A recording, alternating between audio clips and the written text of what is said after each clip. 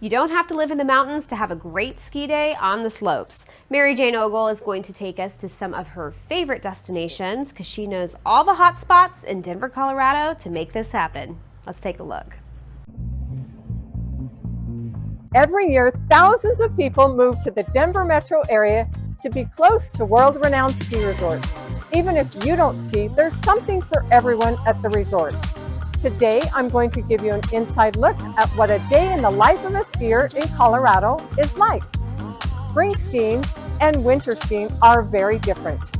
In the winter, I want to leave as early as possible to get on the slopes and have fresh tracks or fresh powder and beat the traffic.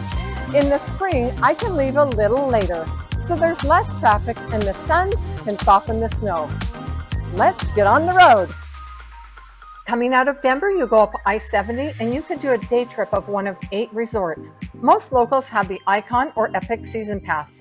This is my favorite vista as you're going along I-70. It's an amazing view of majestic mountains. We're going to go up and over Loveland Pass and the Continental Divide. On the other side of the pass is Arapahoe Basin Ski Resort, then we'll arrive at Keystone.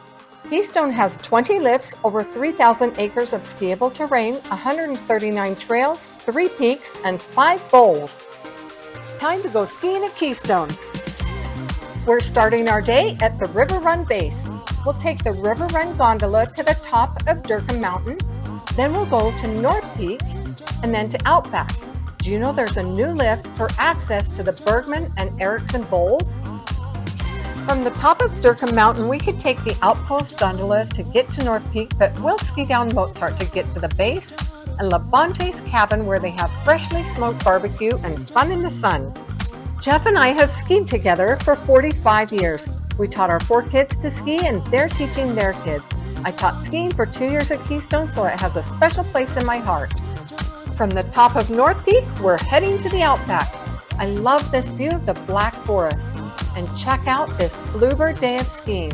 We get days like this even in the middle of winter. We're back on the lift to head to the top of Outback. It's springtime in the Rockies and Breckenridge is just to the west of us. In the Outback, we enjoyed the glades, bumps, and nice open runs. I love to go in the Black Forest and hit the bumps and the powder in the trees. I rarely take the same path twice. It's so quiet and peaceful in the trees. We headed back to North Peak and went to the Timber Ridge Lodge for a late lunch.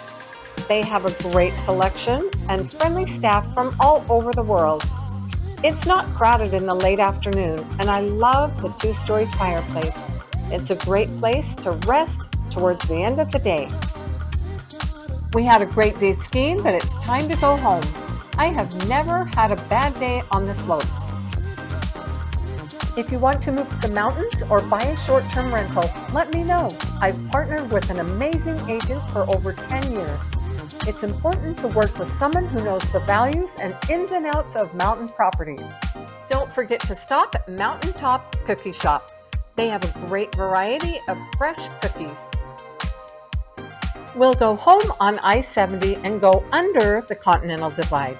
The Eisenhower and Johnson tunnels are over 1.5 miles long. Here's a pro tip.